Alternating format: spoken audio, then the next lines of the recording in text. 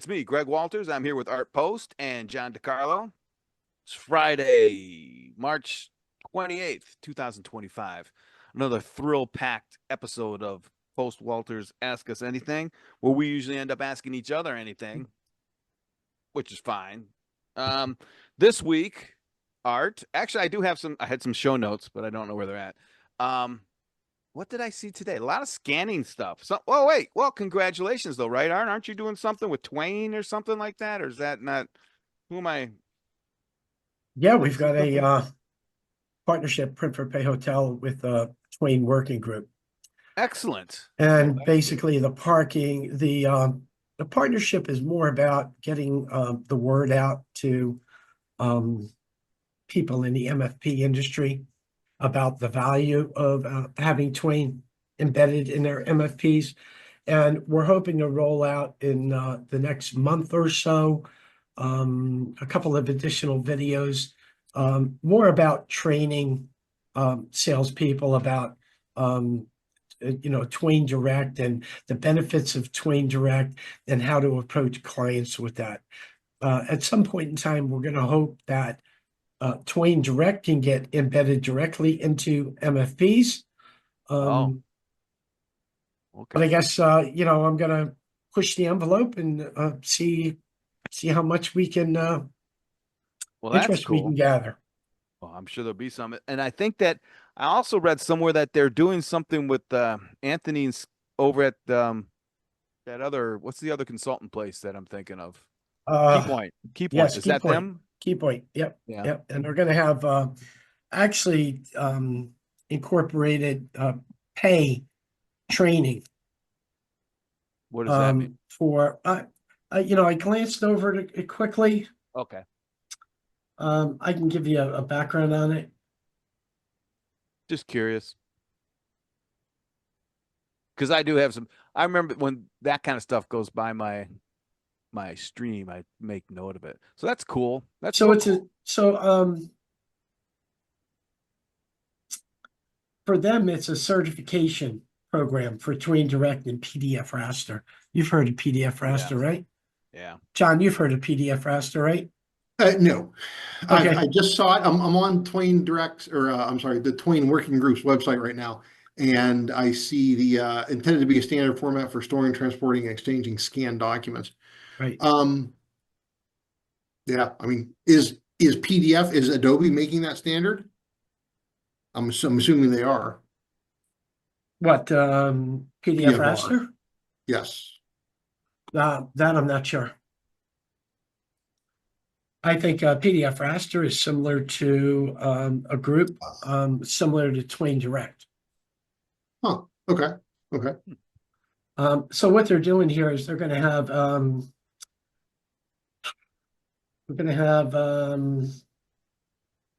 subscription-based formats for. I had it and I lost it. Subscription-based program provides developers, independent software vendors, and scanning device manufacturers with comprehensive testing and certification services to ensure compliance with the Twain Direct and PDF Raster specifications for streamlined development and improved hardware and software interoperability. Wow. Okay. So I guess that's basically if you're going to put this software on your hardware, these are going to be all testing services to make sure you're Okay. compliant. You know, Compliancy. All right. Well, maybe that's we interesting. can get Neil on our next show, Kevin Yeah, Neal, and he can explain a little bit more about that. that would be cool. But That'd be it's cool. interesting. You wrote, I believe, a blog or made a statement a week ago that scan is the new black. Yeah. Yeah. And It's the more and more, I just had a client last week who basically entered into a subscription service for scan to OneDrive for 2 machines, really. right? And the only question I had to ask was, are you scanning to OneDrive? And they said, well, I asked them if they were using OneDrive. And they said they were using OneDrive. Then I asked them, well, how beneficial would it be for your company if you could scan directly to OneDrive folders from the MFP interface? And at that point, they said they would be interested. So I provided them with 2 quotes, one without scan to MS Word and the other for scan to MS Word. I was surprised when they choose the one with scan to MS Word, but I was kind of happy. To SharePoint or OneDrive. To OneDrive, I'm sorry, Yeah. scan to OneDrive. Right. So I was pretty excited about that. I came from a client, we installed the machine about a month ago, where they're going to be using, it's an attorney's office, they're going to be using scan to MS OneDrive. Oh. Now I've got a new account next week where I'm up against some funky inkjet A3 MFPs. I'm not going to state who the manufacturer is, but I was able to get a look at the quote, and the quote is pretty vague. So I think it mentions nothing about scanning as far as scan to cloud services or something like that. So I think one of my first discovery questions is going to be delve into how are you doing your scans? That is very interesting, Art. So that's it, because those type of models, right, are more output focused, aren't they? Right? They're ink. They had no heat, no friction, blah, blah, blah, blah, blah. Probably Correct. color, cheaper color, stuff like that, right? Correct. So so in essence, I've got to find a way to win. Well, they haven't mentioned scanning ever. I haven't seen anyone mention scanning in that realm. It's all been their marketing is focused on the output, not the input. So maybe that's Correct. a weakness they might have, right? Correct. It probably is. Right. So I did some work today on Wow. ChatGPT. No kidding. Tell us more. Yes. Hi, Just Kevin. Putting the make and model number in the machine, and then ask ChatGPT about do they offer any scan to cloud services, and if they do they offer MS OneDrive? And they kind of don't.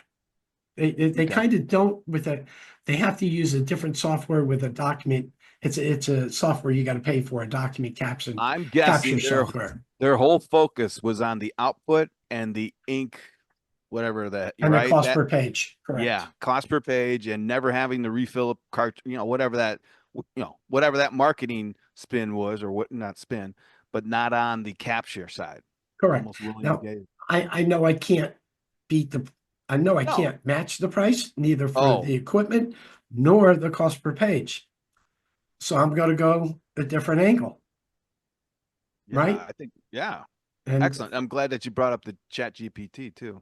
of course. Well, that's So cool. so let's run back to Kevin for a second.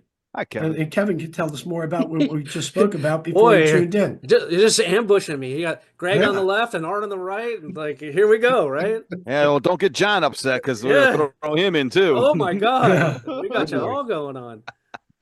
Oh, no, I'm just catching the tail end of this, but it sounds intriguing. Well, I was congratulating Art. Or I think I saw something go by that he was doing something with Twain, and then Yeah. a couple of other things came up with Keypoint too. So I said that's how the conversation got started. Okay. So, Right. but yeah, So Greg did was we have a interested. question? Yeah. So we were curious more about the integration between Twain and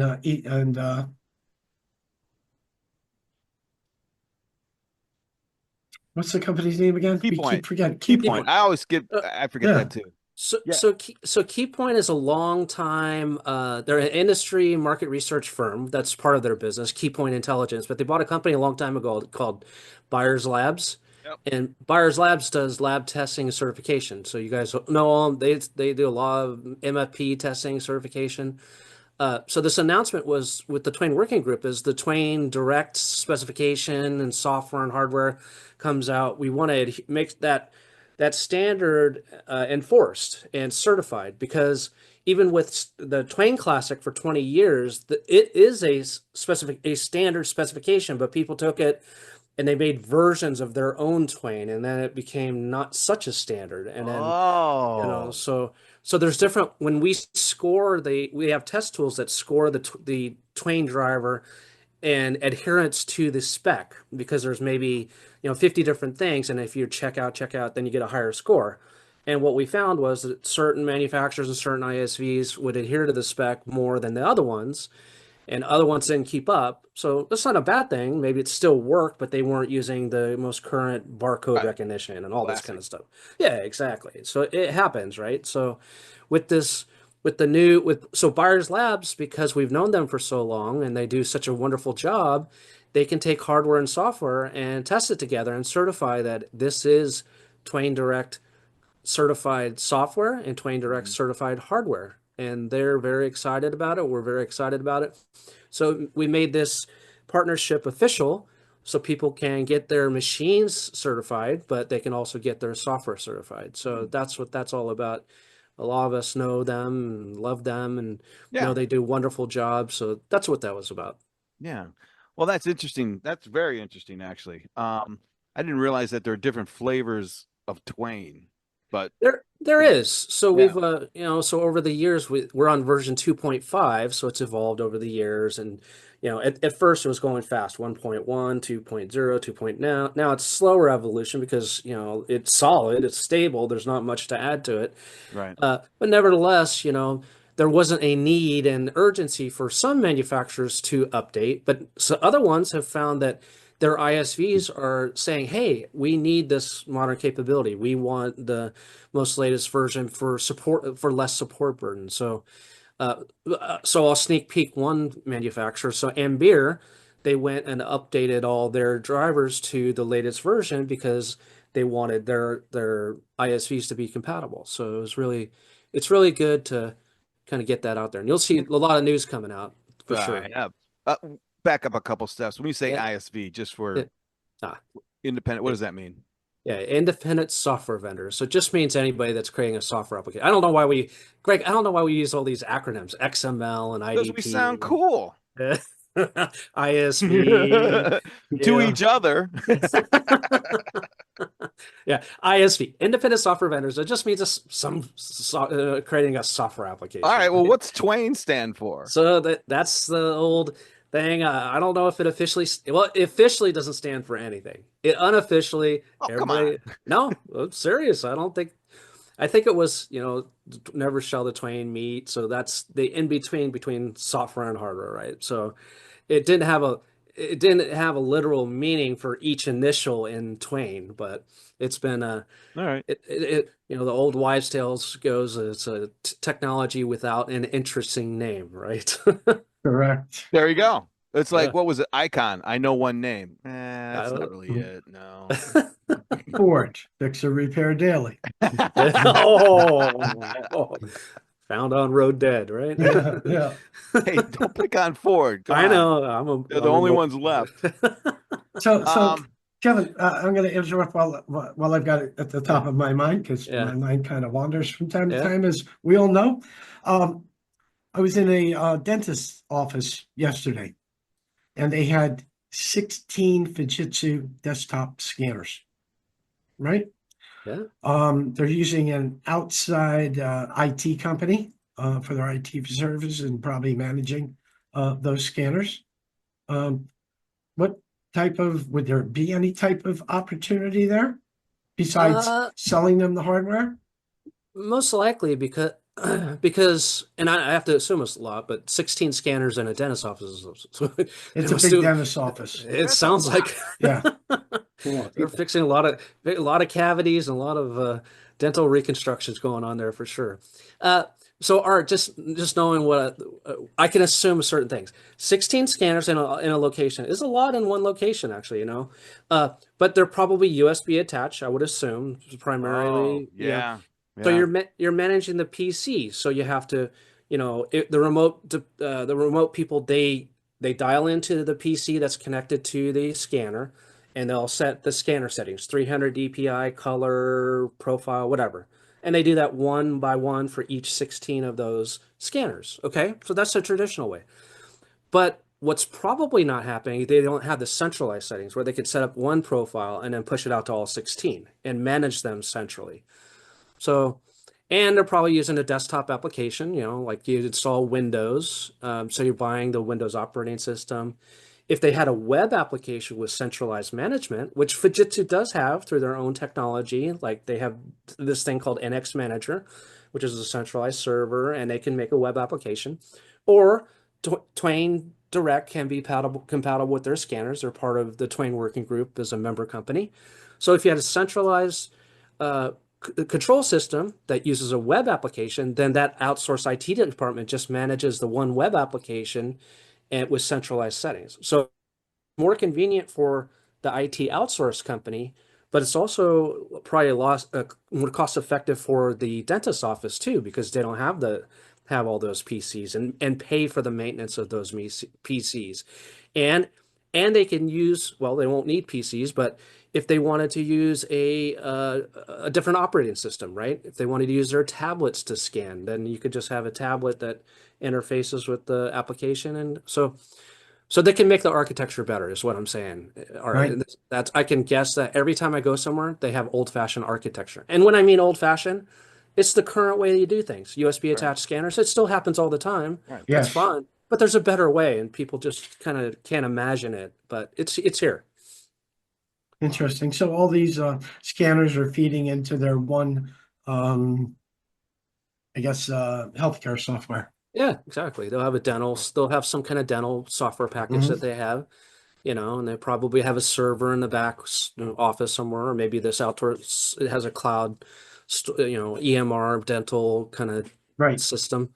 And in fact, ICE Health Systems was one of our ISV companies for a little while as the Twain Working Group, and they had a dental application that put the sensors in your mouth even, and they take the X-rays of your teeth, and they scan documents. So there was a use case where Twain was actually the protocol that was used for the dental X-ray images as well. So it was more than just scanning documents too. So it's interesting. Wow.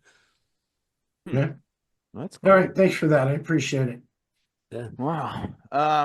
Art, any mergers and acquisitions that you can think of? Not that I can think of. There was one Can that you? came through it, but nothing big. Not that I can remember. I'm just going through my screen.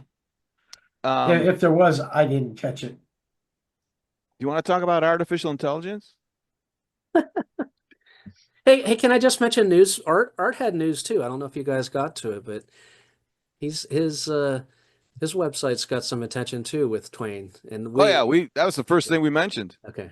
Yeah, Yes. Yeah, I think that's great. Yeah. That'll help out Twain a lot. I mean, Art's got a huge audience, so that's cool. And it's I mean, no one planned this, right? I don't think, but you're right. It's Art and I were talking earlier. It's converging.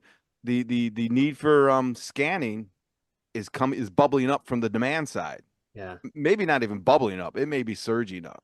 Yeah. But the response just by Twain alone, right? And then hooking up with Keypoint, the synergy that's going along with it, getting it onto Art stuff, and then Art, like you're a barometer to me, but 16 scanners you walk into, right? And then you had just 2 customers, I think we talked about, who were at least in the ballpark or went with scan to the cloud or scan to MS OneDrive, right? Yeah. So and we gave them the either or quote with scan to OneDrive or without, and they picked with, which okay. I'm starting to understand that. One of these questions I've got to ask everybody is what cloud service are they using? Cloud services, and then if they are, which one are they using? Yep. And if my competition's not asking it, they're not. then I've got a heads up. Well, they're not yet, but as soon as everyone hears about it on your website, Watches our video. Yeah, they're going to start talking. Well, and the fact that I'm guarantee you that there are customers out there just like that everywhere. Well, the good thing about it, I guess it is the 80-20 rule. 20% will do something and 80% will do nothing. Yeah, I call it the 90 proof. Never mind. So John, John DeCarlo, he's integral. He's an integrated part of our process for actually onboarding these clients and training them on that scan to OneDrive. Yeah. It's I've over the last, I would say, year, there's been a huge uptick in the number of paid subscriptions to be able to do this. Oh, And a couple things cause that. Number one, I think more people are using the cloud. It's much more accepted. It's much easier to scale, and it's much cheaper than adding local storage that you have to back up and pay licensing for and all of it, maintain. And that's one thing. And the other thing is, the devices I work on, there was a free app to scan to Microsoft OneDrive and SharePoint.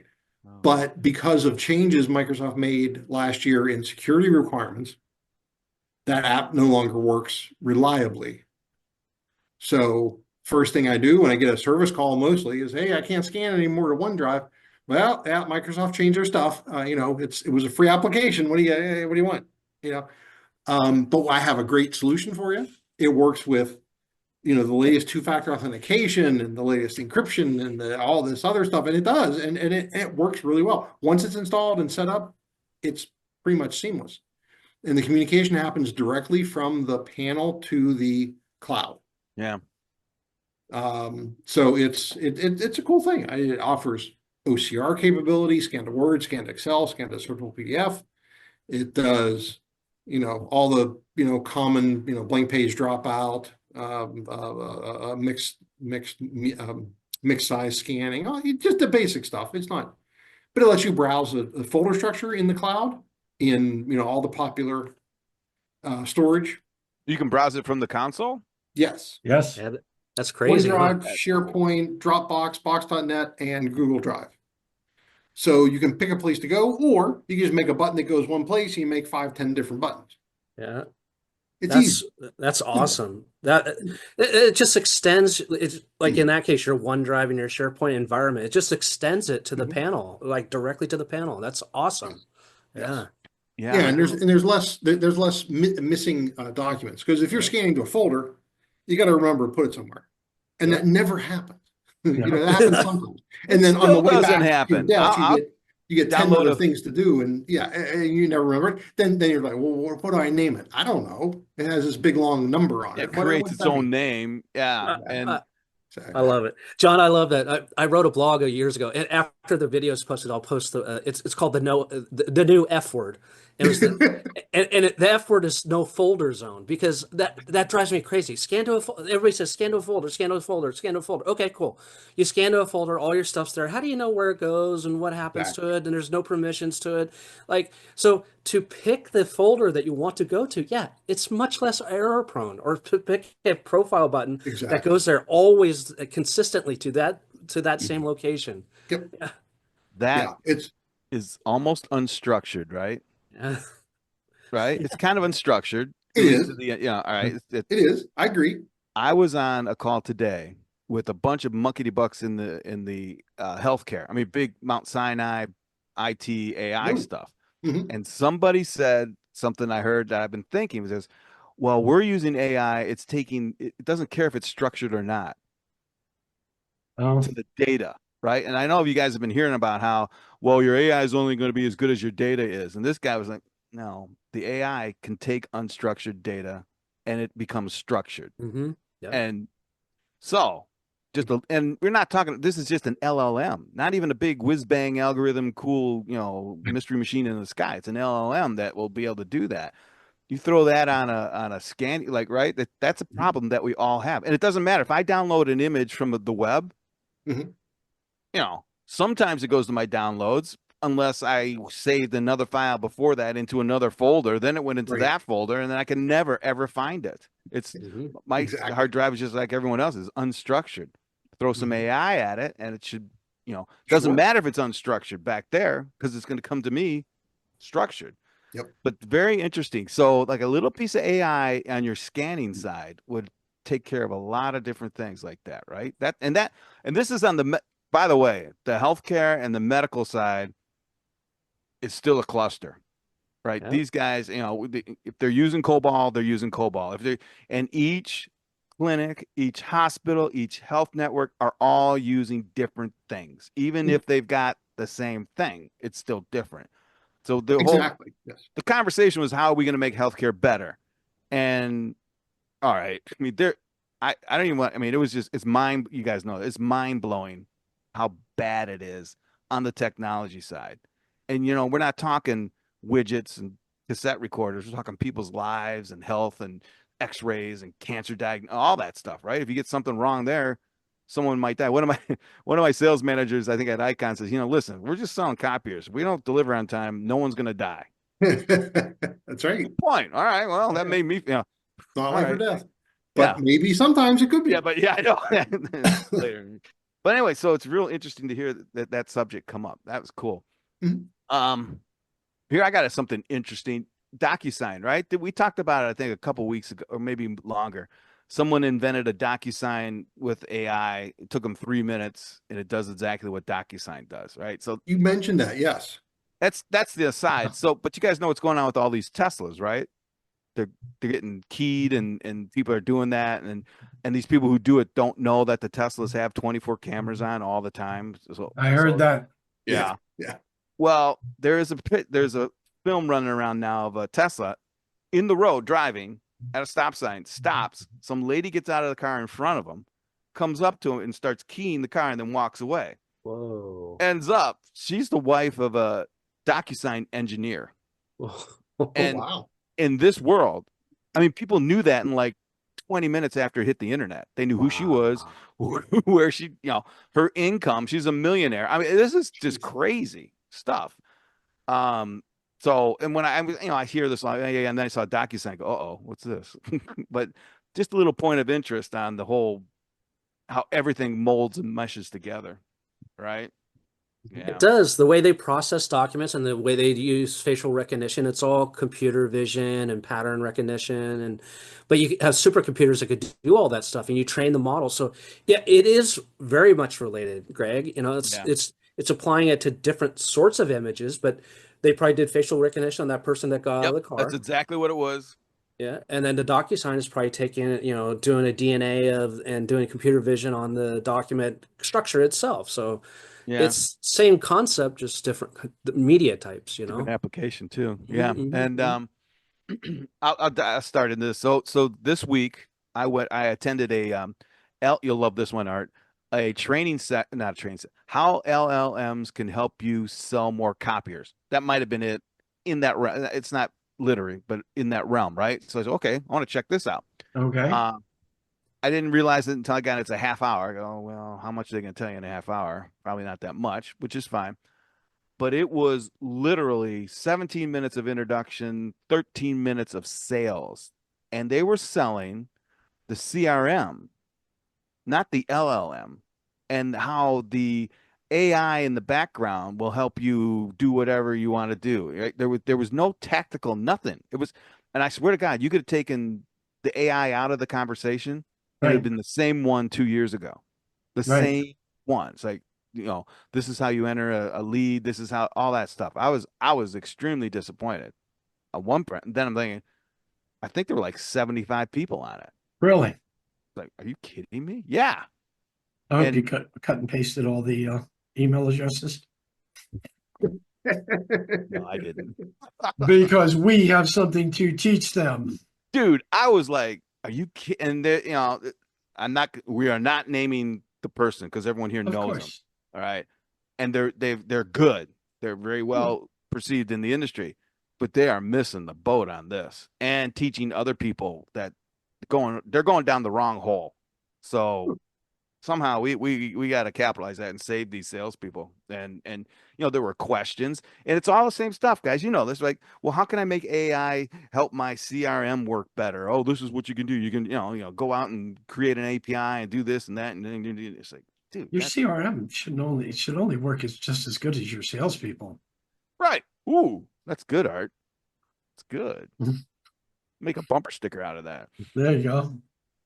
Yeah, but it's like take a temperature on the industry, and the training thing is like when you hear that, and he's not alone. They're not alone. I've been to all sorts of them in other industries. Everyone's going back room on the AI. Everyone's going, well, you got to put it in the magical mystery box, and it's going to make your processes flow easier. Hardly anyone's in the front, in the trenches, telling salespeople how to actually use it in 20 minutes and then do something about it. So yeah, interesting point there, Art. I think we still have something to capitalize on that. Yeah. Also, hey, I was in on a meeting. You remember ECS, right? Executive Connection Summit, Mike's stuff. Stamalio. So they had their first meeting today about 2026. And of course, I can't talk details, but they're going to have some pretty big hitters in the AI field from San Francisco, San Jose, not, Konica Minolta or Rico kind of stuff. That's a year out too. So that's going to be very, very interesting. Yeah. Oh, I think John said a couple of weeks ago that Rico purchased an AI company. yeah, there was something. It was, in the realm of document management. There's a company that specializes in just like you said, Greg, recognizing unstructured documents, recognizing documents and recognizing information on them. Load up the feed and send everything in through this, and it just puts it out where it needs to go. That's it's the not magic. cheap. Oh, I have to say it is not an inexpensive proposition. It is all cloud based, so nothing's local. But it's it's not cheap. it might. And you have to know how to plumb it into a process, because it is an engine. It is not necessarily a car, Right. So you get the engine, and you have to figure out where it fits in your process, because there are things around it that have to be set up. But it's really cool, and it does exceptional handwriting recognition and character recognition, and what's that checkbox called? ICR. No, ICR? ICR is an intelligent, it's printing, or the checkboxes are OMR, optical OMR, that's it. Optical mark. Yeah. So it does all that. I mean, all that's kind of rolled into itself, and it's really cool. But it is a subscription based. It is a page based solution. Really? Pay per page? And a monthly subscription? Yeah. Yeah.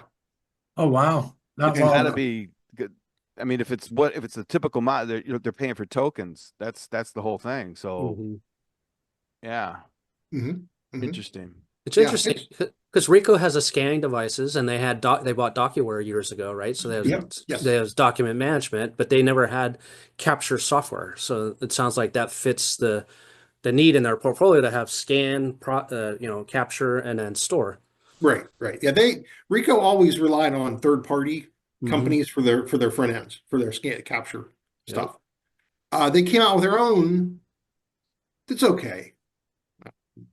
I wouldn't rave about it, but it gets the job done. But yeah, so DocuWare is the company that actually purchased this AI company in Germany, and we worked with them for a while. So it's cool stuff. Cool stuff. Wow. Well, that's cool. But yeah. Has anyone heard anything more from Xerox after their big splash and we're not gonna take it anymore? We're coming back? Yeah, this week they were in the news. Actually, a report came out there which said that, I'm trying to bring it up on my site because I did post it on my site, that Xerox was going to pay much less for Lexmark. Oh, really? Well, to the tune of, I'm just trying to bring it up. The report was 9-star to sell Lexmark to Xerox at much lower price. And it mentioned range from 75 to 150 million. Right. Right. So the next day, Xerox came out with to clarify what their purchase price was, because they announced they were offering senior secured notes for their financing. And I believe it was somebody probably took the information wrong. I think it was still the was it 1.5 billion? Yeah, I think it was. It was 1.5. Yeah. Yeah, but they were going to take 90 million in 5% senior notes due. So the Xerox out, borrowing more money or doing these bonds, I guess. But 1.5 billion is an awful lot of money. That's a chunk, man. That is a chunk, especially in this. But Oh my goodness. as you said last week, Greg, that's the new Xerox. We're back. $5.25 a share. That's what it was last week. I don't know what it is this I week. didn't even look anymore. It's like, oh, guys. But they put on a hell of a show. I mean, I think I saw a picture of that. I think they got the sphere to put Xerox on the big sphere. Wow. I know, right? That's impressive. I bet that looked really cool. Well, to be fair, it looked really cool. I mean, $5.13 today. 513. Oh, you caramba. Yeah, and they were projecting on side of the casinos. Yeah. It looked like the win, but I couldn't be sure. But yeah, it was one of them. That's cool. The marketing budget didn't seem to take a hit. No. And all this is going to come down when I believe June. Yeah. Well, yeah, I think it is June. Yeah. So what else was I gonna say? Not much going on then this week, other than that. Nothing new. Get back. So I know you guys aren't following ChatGPT as much as I follow it, right? And to be honest, I'm not a graphics designer, right? I am not. I don't claim to be. Mm-hmm. I can fool around. I could use Canva. I did use all this PageMaker back in the day, but 2% of it. So they released something that is like it's their new imaging functionality. I read right? about that. I caught it quickly. Yes. It goes like, yeah, I'm never, so what? I have Canva. I can go out and do whatever I want. I never do it, blah, blah, blah. Well, I went out and used it last night, and it's awesome. I mean, it's hands down the best one out there right now because it does text. The old stuff, and I mean old by like last week, if you wanted to make a poster that said like post Walters on it. Yeah, the text could be elongated. It could be sapati, but in Greek. Yeah. You never know. Not this one. This one, and you don't even have to tell it. You can just say, hey, I need a poster about this convention in November, whatever. And, make it whatever. Do whatever. Here it comes. One guy took a picture of a can of one of those water, you buy this like death water cans. It says, took a picture of it and then told it, make me an ad campaign based on this. Boom.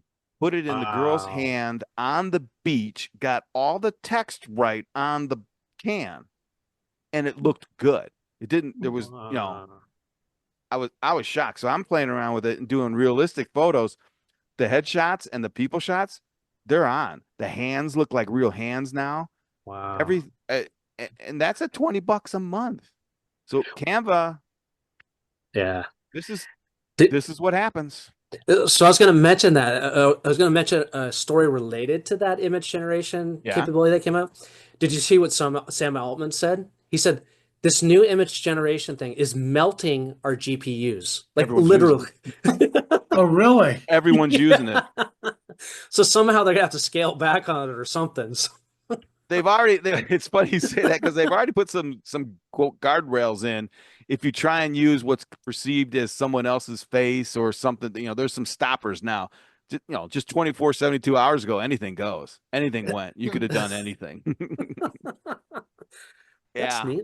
That's neat though. But it proves that generative AI used to be kind of, you could tell things were like fake images, AI generated images, but now it's evolved so fast, so quickly. You're going to be able to fake anything, right?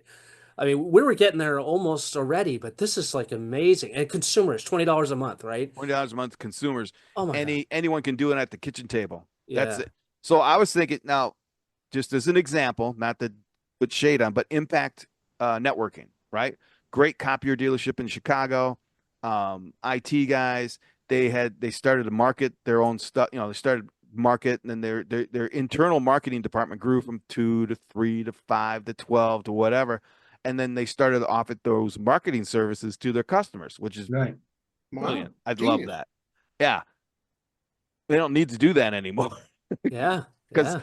the stuff they were supplying to SMB, right? They're not going to get a Fortune 500 because they're working with the big ad guys, but the SMB and the mediums, yeah, they're going to work with those guys. Now that SMB doesn't, they can just use this, and it is. So if you are a graphic artist and you know how to do it in your head, you can do it on ChatGPT better than me because I don't know what I'm doing, right? I don't know what a pan or a vector or a shadow. I don't know how to even look at that stuff where they put the lights and the. But if you know what you want, you can make this thing sing and dance. And so now these SMBs can just hire their nephew from marketing school.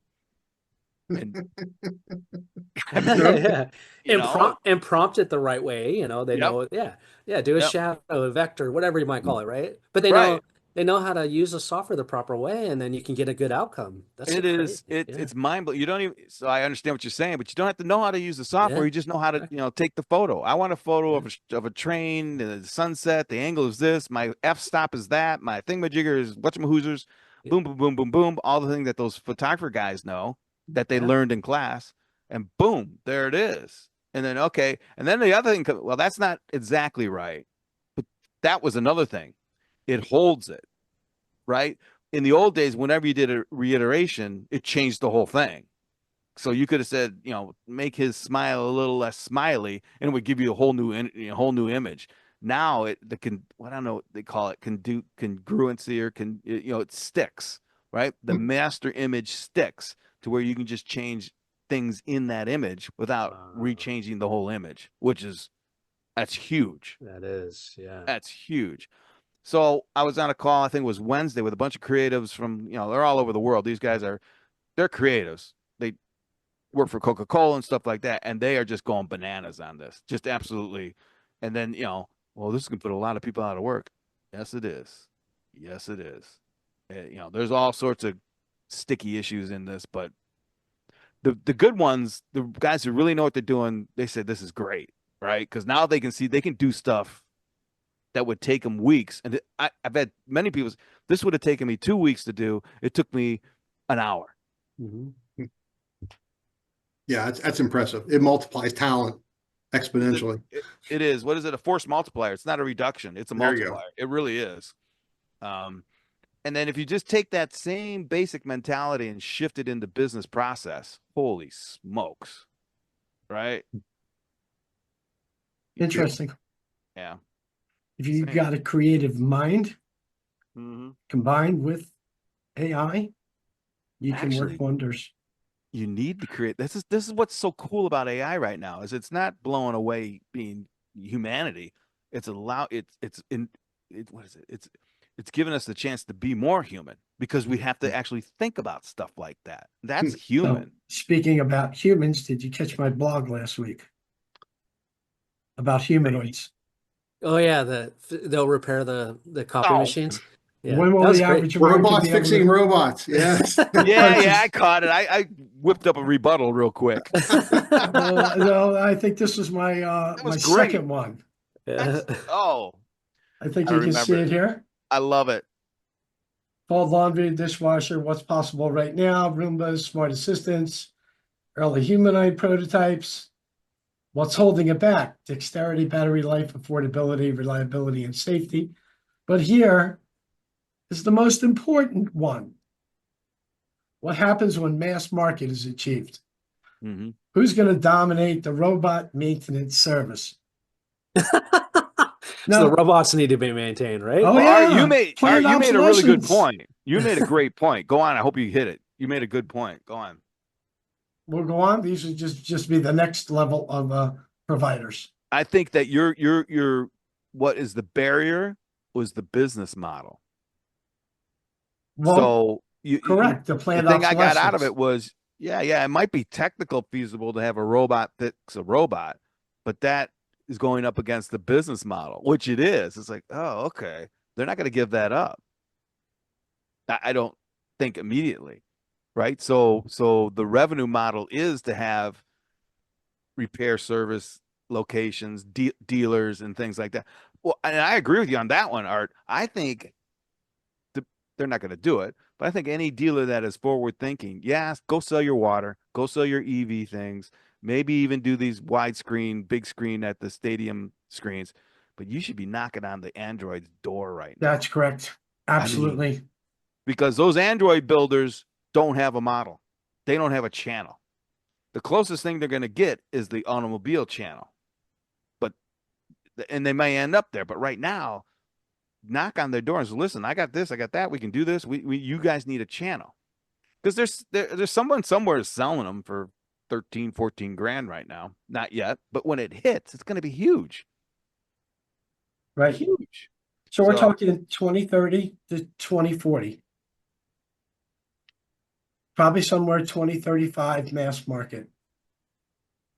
10 years? Well, it's what AI helped me figure out. It's going to happen sooner because I was at an AI Sooner. conference a month ago and there was robots walking around. I mean, they weren't doing much, but they walk, they have dexterity. I don't know if they have dexterity enough to get into the machine that detail, but it's not long because they can Not do a long. lot. So And you got to remember the androids that they're going to repair are going to be set up to be repaired by other androids. So, the android's not going to have a diamond ring to scratch a fuser. the repair Android will have the dexterity that's needed. Wow.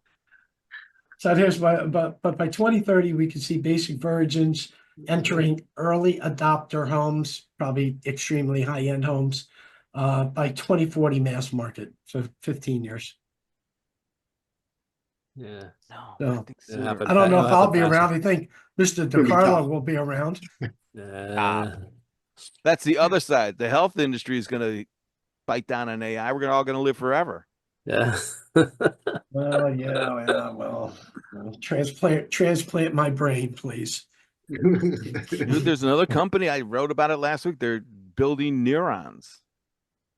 You start there and you can go anywhere. It's just like this imaging thing. 2 weeks ago, there was no way to do this. 2 weeks ago. Yeah. Yep. 24 months, what has it been, Art? What? 24 months, roughly. Since what? 27 months since ChatGPT. Yes. ChatGPT came out. That's it. There are Yep. copiers that are still on lease. Yes. That's it. Yeah, it's evolving so fast. It's crazy. That's why you got to do something. You got to. Does anybody have the blueprint? No, because it's so new. But There's no blueprint. you gotta jump in head first. This is not a fad. Like I always joke, cloud is a fad and AI is a fad. Well, not AI, but virtualization was a fad. There's these blockchain was a fad. There's these things that come and go. This is here to stay. Like we Yep. talked before. Like this is transformational, right? When Yep. people say this is not a departmental thing. I got to organize all my data for my whole business for everything, right?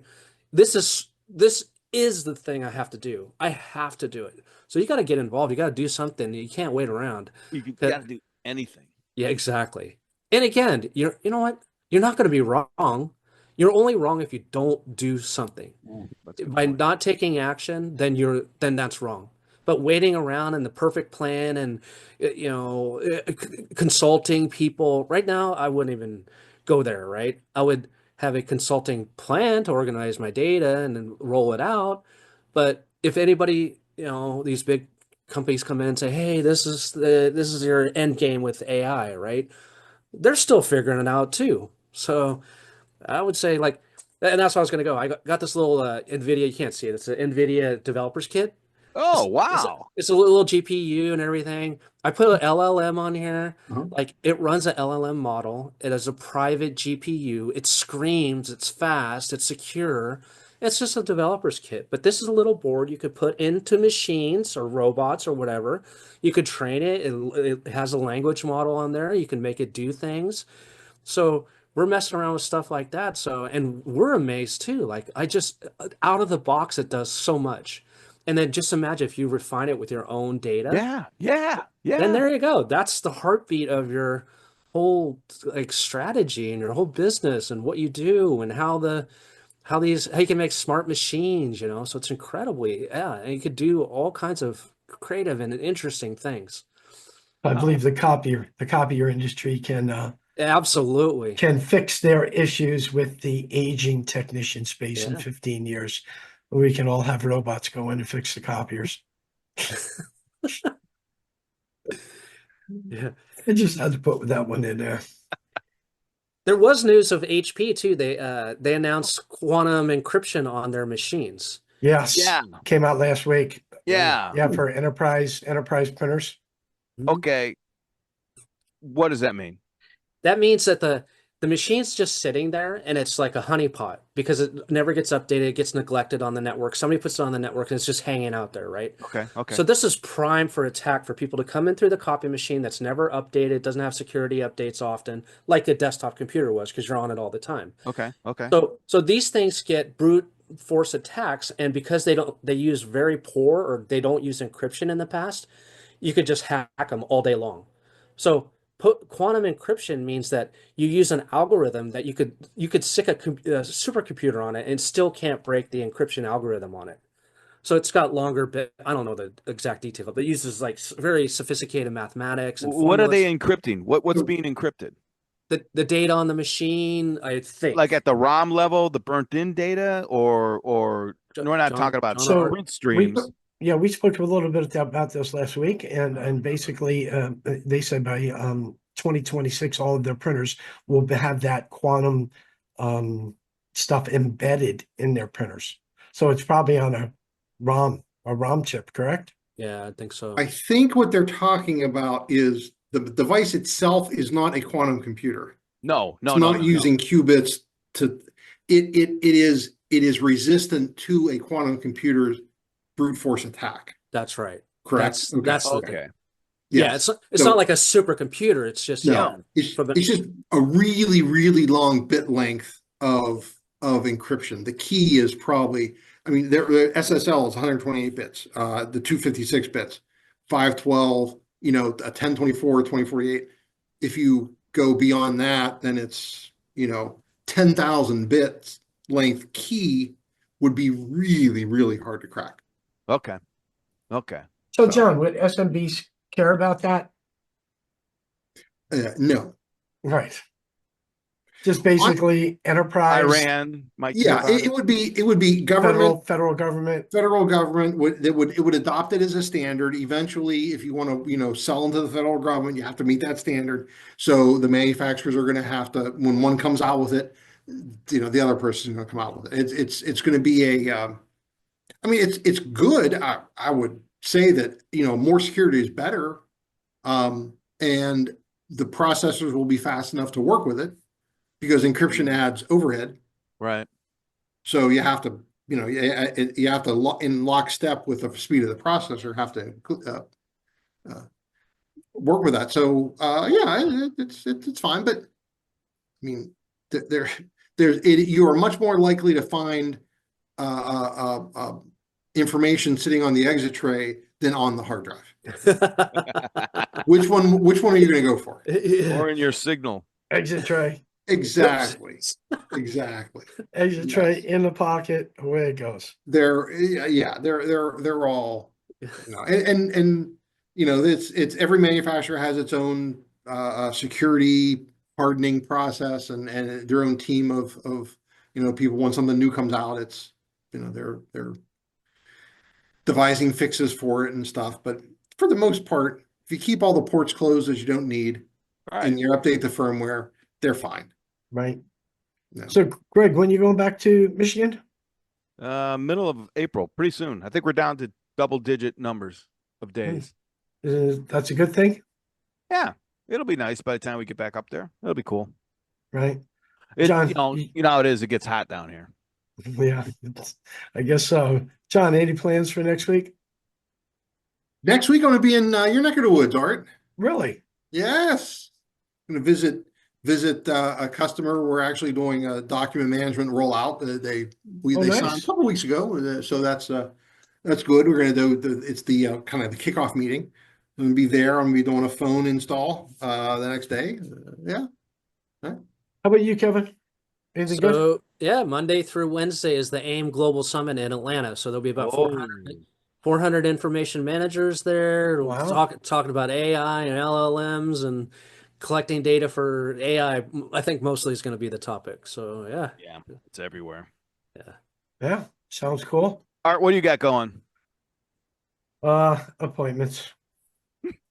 And more appointments. And more appointments. That's It was good. just the of course well, we ended our quarter on the 21st, but Monday technically is the end of the first quarter. Of course, it started the second quarter and everything starts all over again.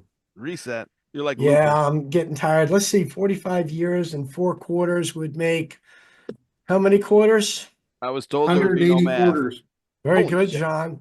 So I'm going on my 185th quarter of starting all over again. I can say one thing, it is Wow. getting a little boring. Not boring, but Tedious. got to do it again. It's Groundhog's Day. So you're only good as your last month. You're only as good as your last quarter. You're only as good as your last sale. But You're we good, get Art. used to it. Mhm. So with that, it's our directly 5 o'clock. We'd like Ding to thank dong. John for being on the show, Kevin Neal for being on the show, Greg, and I always have a great time of going back and forth, especially about robots recently. But we'd invite everybody to next week's show. We'll be on again next week at 4 o'clock. And please like, follow, and share, and we'll see you next week. Excellent. See you guys on Signal chat. Yeah. On Signal, we are. Take care.